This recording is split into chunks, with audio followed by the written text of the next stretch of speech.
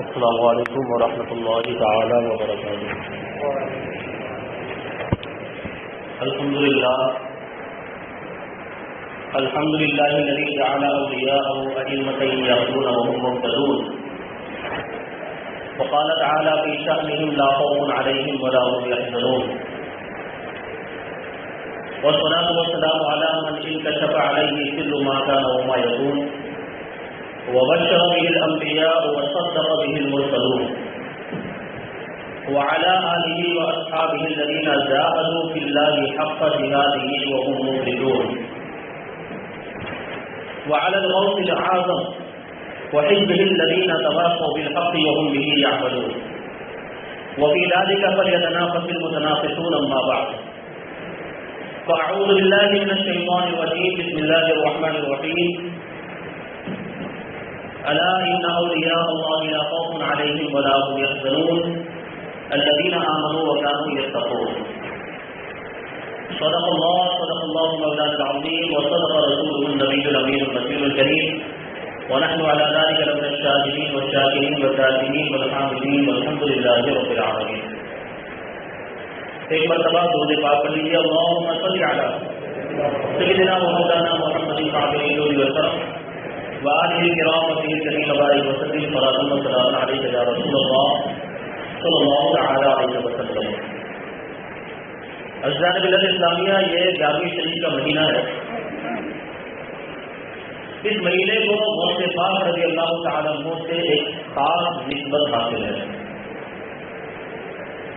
غوث پاک رضی اللہ تعالی عنہ کا تذکرہ ہم ہر سال سنتے ہیں. انشاءاللہ تبارک و تعالی آج بھی ہم غوث پاک کا تذکرہ کرنے کی سعادت حاصل کریں گے.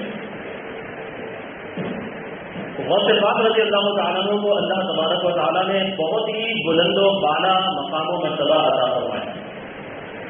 آپ کو اللہ تبارک و تعالیٰ نے اولیاء کرام کا سردار بنایا. یہ شان، یہ شوکت، یہ عظمت اللہ تبارک و تعالیٰ نے آپ کو عطا فرمائی کہ صحابہ کرام اور تابعین کے بعد سب سے بڑا مرتبہ کسی کا ہے تو وہ ہمارے غوث اعظم اعلیٰ حضرت امام عشق و محبت امام محمد رضا خان فاضل بریلوی رضی اللہ تعالیٰ عنہ اس تعلق سے ارشاد فرماتے ہیں، صحابیت ہوئی پھر تابعیت، صحابیت ہوئی پھر تابعیت، بس آگے قادری منزل ہے یا غوث، بس آگے قادری منزل ہے یا غوث. یعنی صحابہ کرام کا مقام و مرتبہ بہت بلند و بالا کے، وہ ان کو ایسا مرتبہ اللہ تبارک و تعالیٰ نے عطا فرمایا کہ کوئی ولی کتنے بھی بڑے درجے پر مرتبے پر کیوں نہ پہنچ جائے، وہ صحابی کے مرتبے تک نہیں پہنچ سکتا. کیونکہ صحابہ کرام کو اللہ تبارک و تعالیٰ نے ایک نعمت ایسی عطا کی ہے جس نعمت میں دنیا کا کوئی بھی انسان ان کا مقابلہ نہیں کر سکتا، اور وہ نعمت ہے اللہ کے رسول کا اپنے ماتھے کی آنکھوں سے دیدار کرنا. یہ صحابہ کرام کو فضیلت ملی. تابعین ان کو یہ فضیلت ملی کہ انہوں نے صحابہ کرام کا دیدار کیا. اس وجہ سے فرماتے ہیں کہ طبقہ صحابہ اور طبقہ تابعین کے بعد اگر کسی کا سب سے بڑا مقام و مرتبہ ہے تو وہ غوث پاک رضی اللہ تعالیٰ عنہ کا شان و شوکت اللہ تبارک و تعالیٰ نے غوث پاک رضی اللہ تعالیٰ عنہ کو عطا فرمائی. اور اللہ تبارک و تعالیٰ نے آپ کو نجیب الطرفین سید بنایا. آپ حسنی سید بھی ہیں اور حسینی سید بھی ہیں. والد ماجد کی طرف سے آپ کا سلسلہ نسب یہ امام حسن مجتبی رضی اللہ تعالیٰ عنہ تک پہنچتا ہے، اور والدہ ماجدہ کی طرف سے آپ کا سلسلہ نسب یہ امام حسین رضی اللہ تعالیٰ عنہ تک پہنچتا ہے. آپ کا جو سلسلہ نسب جو والد ماجد کی طرف سے امام حسن مجتبی رضی اللہ تعالیٰ عنہ تک پہنچتا ہے وہ اس طریقے سے ہے کہ غوث اعظم سیدنا محی الدین شیخ عبد القادر جیلانی رضی اللہ تعالیٰ عنہ یہ صاحبزادے ہیں حضرت ابو صالح سید موسیٰ جنگی روز رضی اللہ تعالیٰ عنہ کے. وہ صاحبزادے ہیں حضرت سید ابو عبداللہ رضی اللہ تعالیٰ عنہ کے. وہ صاحبزادے ہیں حضرت سید یحییٰ رضی اللہ تعالیٰ عنہ کے. وہ صاحبزادے ہیں حضرت سید محمد رضی اللہ تعالیٰ عنہ کے. وہ صاحبزادے ہیں حضرت سید داؤد رضی اللہ تعالیٰ عنہ کے. وہ صاحبزادے ہیں حضرت سید موسیٰ ثانی رضی اللہ تعالیٰ عنہ کے. وہ صاحبزادے ہیں حضرت سید عبداللہ کے. وہ صاحبزادے ہیں سید موسیٰ جون رضی اللہ تعالیٰ عنہ کے. وہ صاحبزادے ہیں سیدنا عبداللہ محض رضی اللہ تعالیٰ عنہ کے. وہ صاحبزادے ہیں سیدنا امام حسن مصطفی رضی اللہ تعالیٰ عنہ کے. اور وہ صاحبزادے ہیں امام حسن مجتبی رضی اللہ تعالیٰ عنہ کے. اور وہ صاحبزادے ہیں مولا کائنات علی مرتضیٰ شیر خدا شاہ رضی اللہ تعالیٰ عنہ۔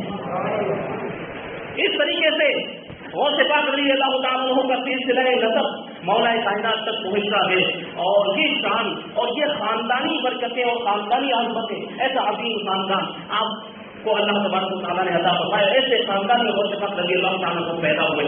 ہم غوث پاک رضی اللہ تعالیٰ عنہ کو محی الدین کہتے ہیں۔ محی الدین آپ کے القاب میں سے ایک مشہور لقب ہے۔ محی الدین کا مطلب ہوتا ہے دین کو زندہ کرنے والا۔ غوث پاک کے زمانے میں طرح طرح کے فتنے پھیلے ہوئے تھے، گناہوں کے بازار گرم تھے، لوگ بہت ساری برائیوں میں مبتلا تھے۔ غوث پاک نے آ کر ان ساری برائیوں کو مٹا دیا اور دین کو دوبارہ زندگی عطا فرمائی۔ اسی وجہ سے آپ مجددیت کے درجے پر بھی فائز ہیں، مجددین میں بھی آپ کا شمار ہوتا ہے، اور آپ کو محی الدین بھی اسی وجہ سے کہا جاتا ہے کہ آپ نے دین اسلام کو دوبارہ زندگی عطا کی۔ اللہ تبارک و تعالیٰ نے آپ کی ذات کے ذریعے سے دین اسلام کو دوبارہ فروغ عطا فرمایا اور سنتیں دوبارہ زندہ ہو گئی۔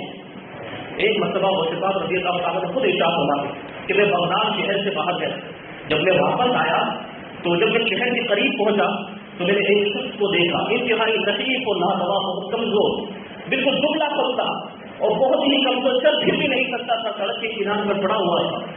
تو میں اس کے قریب گیا تو وہ مجھ سے کہنے لگا کہ عبد القادر مجھے سہارا دو، میرے لیے دعا کرو کہ اللہ تبارک و تعالیٰ مجھے صحت و توانائی عطا فرمائے، طاقت و قوت عطا فرمائے۔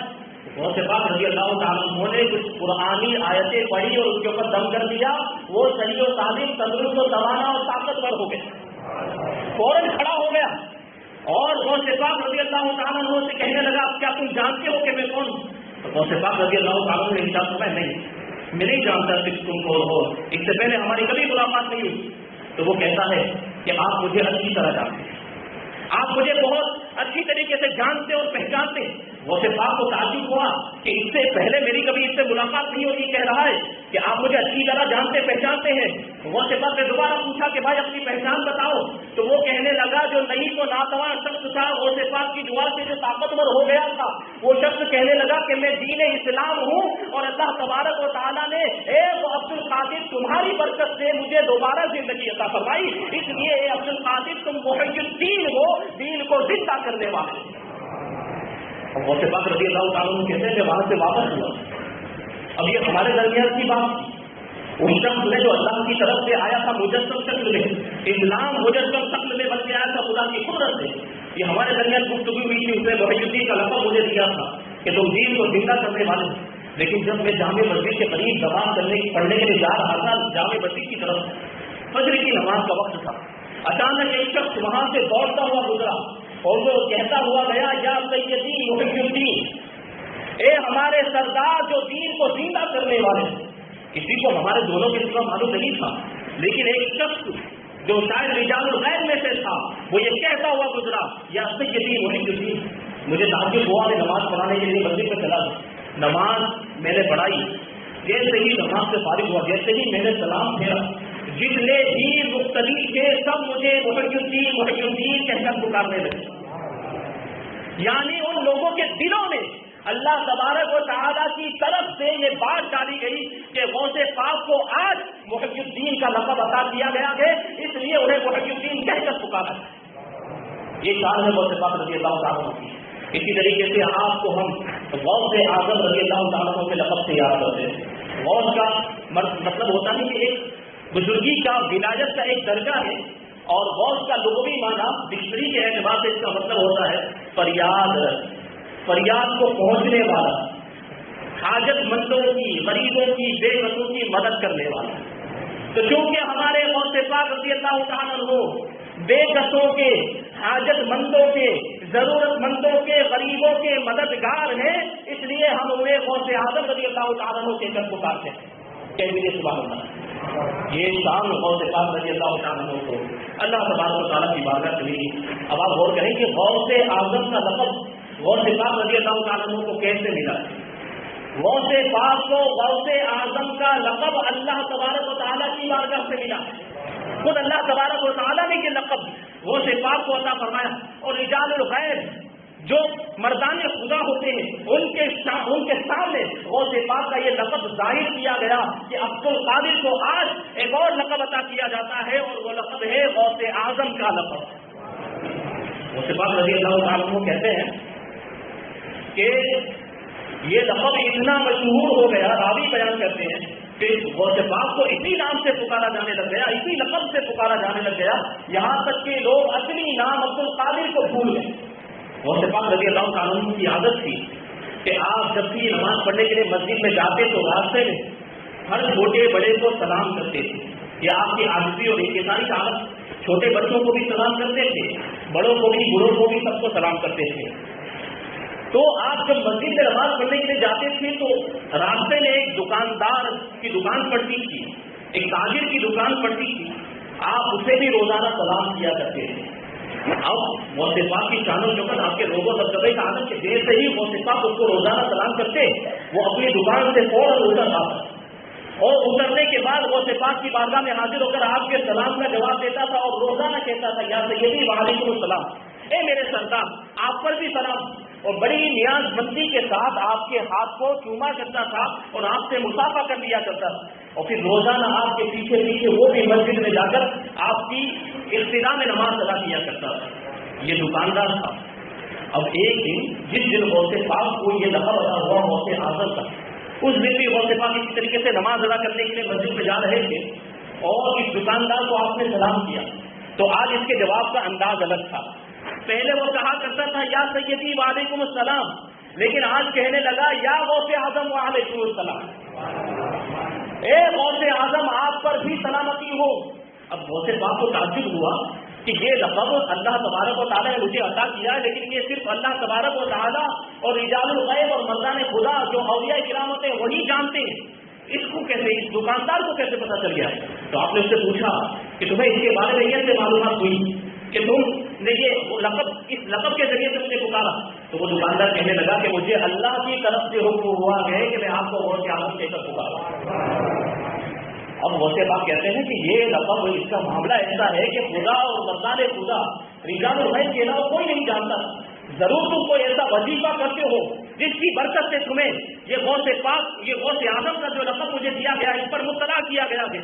ضرور تم کچھ پڑھتے ہو، کوئی وظیفہ تمہارے پاس؟ تو وہ کہنے لگا کہ نہیں، میں روزانہ 5 وقت کی نماز آپ کی ابتدا میں پڑھتا ہوں، ذکر و تسبیح کرتا ہوں، درود شریف پڑھتا ہوں، اس کے علاوہ کوئی خاص وظیفہ نہیں کرتا.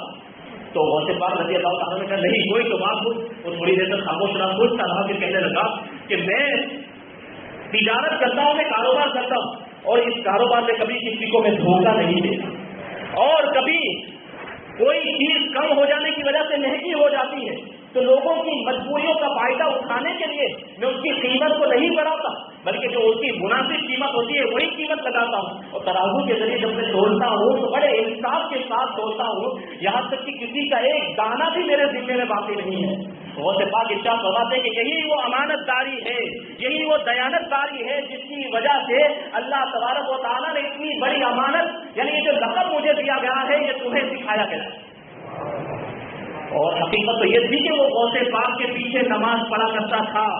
غوث پاک کے پیچھے نماز پڑھنے کی یہ برکت تھی کہ اللہ تبارک و تعالیٰ نے وہ راز اس کے اوپر فاش فرما دیا جو بڑے بڑے اس زمانے کے علم والے لوگ بھی نہیں جانتے تھے.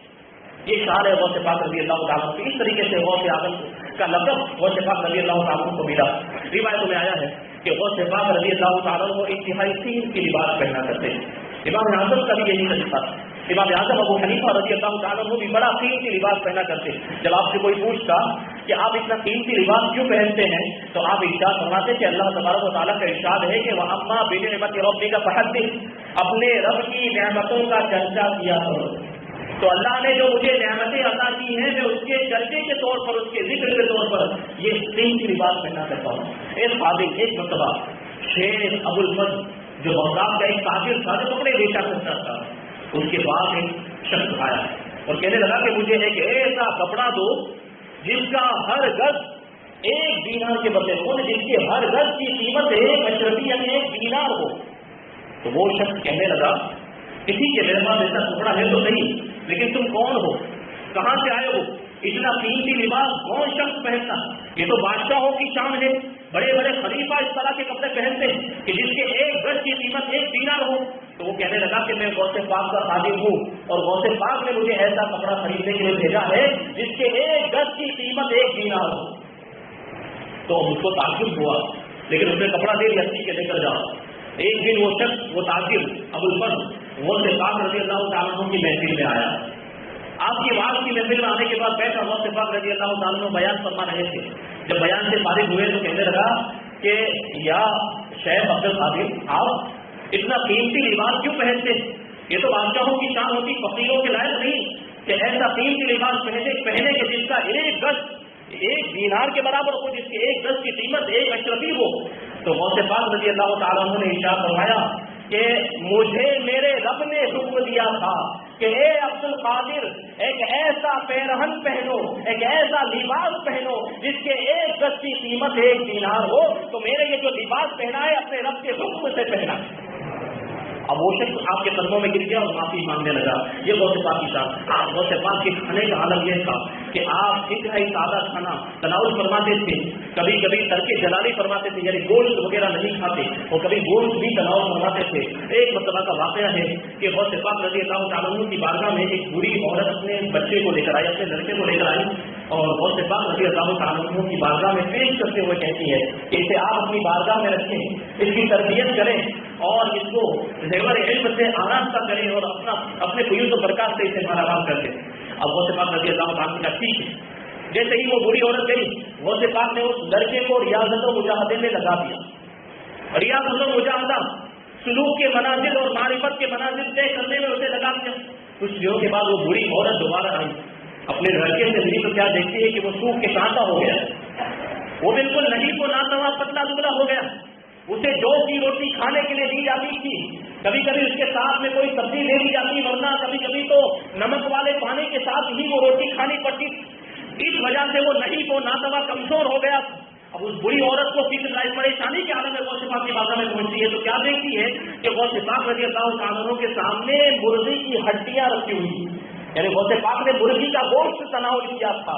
अब क्योंकि वो मां थी, वो सब्र को जो है कि अंदर दबा के न रख सकी, वो सब्र न कर सकी, और गौस पाक के सामने बोल पड़ी कि आप यहाँ पर मुर्गी का गोश्त तनाउल कर रहे हैं और वहाँ मेरे बेटे को जौ की रोटी खिलाते हैं, जिसकी वजह से वो इंतहाई कमजोर हो गया है और वो दही को नातवा हो गया है, उसे भी आप गोश्त खिलाते। तो गौस पाक रज़ी अल्लाह तआला अन्हु ने ये सुना, आपकी महफिल में जितने लोग मौजूद थे सब हैरान और परेशान कि अब क्या होगा, लेकिन गौस पाक के माथे की एक भी चिकन नहीं आई। गौस पाक फौरन जो है वो मुर्गी की जो हड्डियां जो बिखरी हुई थी उनको जमा करने के बाद उन पर हाथ रखते हैं और इरशाद फरमाते हैं ओमी बिइज़्निल्लाह अल्लज़ी युहयिल इज़ाम व हिय रमीम, कि ए मुर्गी अल्लाह के हुक्म से जिंदा होकर खड़ी हो जा, जो मेरा रब है और जो बोशीदा हड्डियों में भी जान पैदा कर देता है। इतना फरमाना था कि वो मुर्गी की हड्डियां आपस में जुड़ गई, उनमें गोश्त आ गया और वो मुर्गी जिंदा होकर इधर उधर घूमने फिरने लग गई। फिर गौस पाक ने उस बूढ़ी से इरशाद फरमाया कि जब तेरा बेटा भी इस मकाम पर पहुंच जाएगा तो वो भी जो चाहेगा खाएगा। ये गौस पाक की शान। गौस पाक रज़ी अल्लाह तआला अन्हु की इबादत का आलम यह है कि आपने 40 साल तक इशा के वुजू से फजर की नमाज अदा फरमाई है। वो इसका मतलब ये होता, सीधा साधा मतलब ये है कि सोने से वुजू टूट जाता है, नींद से वुजू टूट जाता है। 40 साल तक इशा के वुजू से फजर की नमाज पढ़ने का मतलब ये है कि गौस पाक ने 40 साल तक नींद का मजा नहीं चखा, रात में पूरी रात इबादत करते थे और सोया नहीं करते थे। और रिवायत में ये बयान करने वाले बयान करते हैं कि आपने 15 साल तक हर रात में एक कुरान मजीद खत्म फरमाया। ये शान गौस पाक की। और आपके मुरीद बयान करते हैं कि गौस पाक रज़ी अल्लाह तआला अन्हु जब कुरान की तिलावत कर रहे होते और कभी कभी नींद का गलबा हो जाता, नींद आने लगती तो आप एक पांव पे खड़े हो जाते और एक पांव पर खड़े होकर कुरान मुक़द्दस की तिलावत करते यहाँ तक के उसे खत्म कर दिया करते थे। और एक रिवायत में है कि रोजाना आप 1000 रकात नफ़िल नमाज पढ़ा करते। ये गौस पाक की इबादत का ऐसा मकाम और मर्तबा अता किया अल्लाह तबारक व तआला ने, लेकिन उसके बावजूद ऐसी इबादत करते थे। और इस तरीके से उनकी जिंदगी से हमें सबक मिलता है कि हम भी अल्लाह तबारक व तआला की इबादत करें। 5 वक्त की नमाजों की तो बात दूर है, नफ़िल नमाज का आलम यह था कि रोजाना 1000 रकात नफ़िल नमाज पढ़ते थे, लेकिन हमसे 5 वक्त की नमाज भी नहीं पढ़ी जाती। ہم پانچوں وقت کی نمازوں کی پابندی نہیں کر پاتے، ہم غوث پاک کے چاہنے والے، غوث پاک کے ماننے والے ہیں، تو محبت کا تقاضا تو یہ ہے کہ ہم بھی نمازوں کی پابندی کریں گے نہیں انشاءاللہ۔ غوث پاک کے سلسلے میں اللہ تبارک و تعالیٰ ہمیں نمازوں کی پابندی کرنے کی توفیق عطا فرمائے۔ غوث پاک کو اللہ تبارک و تعالیٰ نے یہ مقام و مرتبہ عطا فرمایا کہ ایک مرتبہ مسجد کے ممبر پر تشریف فرما ہو کر آپ نے ارشاد فرمایا تھا کہ قدمی ہذہ علی رقبۃ کل ولی اللہ، میرا یہ قدم تمام اولیاء کرام کی گردنوں پر ہے۔ اس وقت جتنے بھی اولیاء کرام آپ کی خانقاہ میں موجود تھے، سب نے اپنی گردنوں کو جھکا دیا کہ ہماری بھی گردن پہ، ہماری بھی گردن پہ۔ غریب نواز رضی اللہ تعالیٰ عنہ خراسان کے پہاڑوں میں عبادت کر رہے تھے، آپ نے بھی اپنے کشف کے ذریعے سے غوث پاک کے اس ارشاد کو سن لیا کہ غوث پاک نے آج منبر پر کھڑے ہو کر یہ ارشاد فرمایا ہے کہ میرا یہ قدم تمام اولیاء کرام کی گردنوں پر ہے۔ تو غریب نواز نے وہیں پر اپنی گردن کو جھکا دیا اور عرض کرتے ہیں کہ بل علی عینی و راسی، کہ صرف میری گردن پر ہی نہیں، میری آنکھوں پر بھی آپ کا قدم ہے، میرے سر پر بھی آپ کا قدم ہے۔ مفتی اعظم یہ ارشاد فرماتے ہیں کہ یہ دل یہ جگر ہے، یہ آنکھیں یہ سر ہے، یہ دل یہ جگر ہے، یہ آنکھیں یہ سر ہے، جہاں چاہو رکھو قدم غوث اعظم۔ یہ شان و شوکت غوث پاک رضی اللہ تعالیٰ عنہ کو اللہ تبارک و تعالیٰ نے عطا فرمائی۔ آپ کے بڑے مناظرے بھی ہوا کرتے تھے عیسائیوں کے ساتھ، یہودیوں کے ساتھ۔ ایک واقعہ عرض کرنے کے بعد اپنی بات کو ختم کر دوں۔ ایک مرتبہ ایک عیسائی آپ کی مجلس میں آیا، مجلس میں آنے کے بعد آپ کے وعظ میں بیٹھ گیا۔ وعظ ختم ہونے کے بعد کہنے لگا کہ حضرت عیسیٰ علیہ السلام یہ محمد صلی اللہ علیہ وسلم سے زیادہ فضیلت رکھتے ہیں معاذ اللہ۔ تو غوث پاک رضی اللہ تعالیٰ نے عیسیٰ میں کیوں ایسا کہتے ہو؟ تو وہ کہنے لگا کہ حضرت عیسیٰ علیہ السلام کو اللہ تبارک و تعالیٰ نے ایک معجزہ ایسا عطا کیا تھا کہ آپ مردوں کو زندہ کر دیا کرتے تھے، حضرت عیسیٰ علیہ السلام۔ اور محمد صلی اللہ علیہ وسلم کا ایسا کوئی معجزہ مشہور نہیں کہ جس میں مردوں کو زندہ کرنے کا ذکر ہو، جس میں حضور نے مردوں کو زندہ کیا ہو۔ اب آپ بول جائیں، غوث پاک رضی اللہ تعالیٰ عنہ نے اس کے بہت سے دلائل دیے، علم کی روشنی میں اس کو ثابت کرنے کی کوشش کی۔ ارشاد فرمایا کہ یہ جو معجزہ انبیاء کرام کا ہوتا ہے یہ فضیلت کی دلیل نہیں ہے، یہ تو ان کی نبوت کی نشانی ہوتی۔ ہمارے آقا کو اللہ تبارک و تعالیٰ نے تمام انبیاء کرام پر درج و بلند فرمایا ہے، درج و بلندی عطا فرمائی، لیکن وہ عیسائی مان ہی نہیں رہا۔ آخرکار آپ کو جلال آ گیا۔ وہ سب ارشاد فرماتے ہیں کہ کیا بغداد میں تمہارا کوئی عزیز، تمہارا کوئی رشتے دار یہاں پر دفن ہے؟ تو کہنے لگا کہ ہاں، میرے باپ کی قبر بغداد کے اندر موجود ہے، میرے باپ کو یہاں دفن کیا گیا۔ وہ سب کہتے ہیں مجھے اس کی قبر کے پاس لے کر جاؤ۔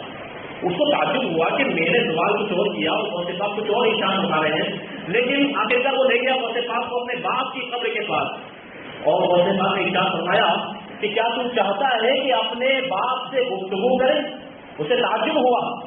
غوث پاک رضی اللہ تعالیٰ عنہ اس کے باپ کی قبر کے پاس پہنچتے ہیں اور ارشاد فرماتے ہیں کہ حضرت عیسیٰ علیہ السلام قم بإذن اللہ کہہ کر مردوں کو زندہ کر دیتے تھے، میں بھی قم بإذن اللہ کہہ کے تیرے باپ کو بھی زندہ کیے دیتا ہوں۔ ارشاد فرمایا ٹھوکر مار کر اس کی قبر پر قم بإذن اللہ، اللہ کے حکم سے کھڑا ہو جا زندہ ہو کر۔ جیسے ہی غوث پاک رضی اللہ تعالیٰ نے ارشاد فرمایا اس کی قبر جو ہے وہ شق ہو گئی، اس کی قبر پھٹ گئی، اور وہ کیا دیکھتا ہے وہ عیسائی کہ اس کا باپ قبر کے تابوت کے اندر زندہ موجود ہے، اور اس کے باپ سے غوث پاک رضی اللہ تعالیٰ ارشاد فرماتے کہ کر اب اپنے باپ سے گفتگو کر کہ دیکھ میں نے تیرے باپ کو، مردہ باپ کو زندہ کر دیا جو کئی سالوں سے اس قبر کے اندر مدفون تھا۔ اور یاد رکھ ہم حضرت عیسیٰ علیہ السلام کی نبوت کو مانتے ہیں، ہمارا ان کی رسالت پر ایمان ہے، لیکن حضور کے دین کے بعد آ جانے کے بعد اب کسی دوسرے مذہب پر عمل کرنا جائز نہیں ہے۔ تم اعتراض کر رہے تھے کہ میرے آقا کا ایسا کوئی معجزہ نہیں ہے جس میں مردوں کو زندہ کرنے کا ذکر ہو۔ تم دیکھ لو کہ آقا کا یہ ادنا سا غلام مردوں کو زندہ کر دیتا ہے، تو میرے آقا میں یہ پاور اور یہ طاقت کیوں نہیں ہوگی کہ وہ بھی مردوں کو زندہ کر دیں؟ وہ عیسائی اس نے جب دیکھا تو فوراً غوث پاک کے قدموں میں گر کر کلمہ پڑھ کے دائرہ اسلام میں داخل ہو۔ یہ جان اور یہ مقام و مرتبہ ہمارے غوث پاک کو اللہ نے عطا فرمایا۔ اللہ کا بے پناہ شکر و احسان ہے کہ ہمیں غوث پاک سے محبت کرنے والا بنایا ہے، اولیاء کرام سے محبت کرنے والا بنایا ہے، لیکن اولیاء کرام سے محبت ایسی ہونی چاہیے کہ ہم ان کے بتائے ہوئے راستے پر چلنے کی کوشش کریں۔ ان کے نقش قدم پر چلنے کی کوشش کریں، کیونکہ حقیقی محبت یہی ہے کہ انسان کسی سے محبت کرتا ہے تو اس کی عادتوں کو اپنا لیتا ہے، اس کے طور طریقوں کو اپنا لیتا ہے، ہمیشہ اسے راضی کرنے کی کوشش کرتا ہے، کبھی اسے ناراض کرنے کا خیال اس کے ذہن میں نہیں آتا۔ تو اگر ہم غوث پاک سے محبت کرتے ہیں تو غوث پاک کی عادتوں کو اپنائیں، ان کی زندگی کے مطابق اپنی زندگی کو بنانے کی کوشش کریں، نمازوں کی پابندی کریں، گناہوں سے بچیں اور نیکیاں کریں، تو اللہ تبارک و تعالیٰ دنیا میں بھی کامیابی عطا فرمائے گا اور آخرت میں بھی کامیابی عطا فرمائے گا۔ اللہ تبارک و تعالیٰ کی بارگاہ میں دعا ہے کہ ہمیں اولیاء کرام کے نقش قدم پر اور خاص طور پر غوث پاک رضی اللہ تعالیٰ عنہ کے نقش قدم پر چلنے کی توفیق عطا فرمائے، اولیاء کرام سے محبت کرنے کی توفیق عطا فرمائے، اور اپنی نسلوں تک بھی اولیاء کرام کی محبت کو منتقل کرنے کی توفیق عطا فرمائے۔ وما علینا الا البلاغ۔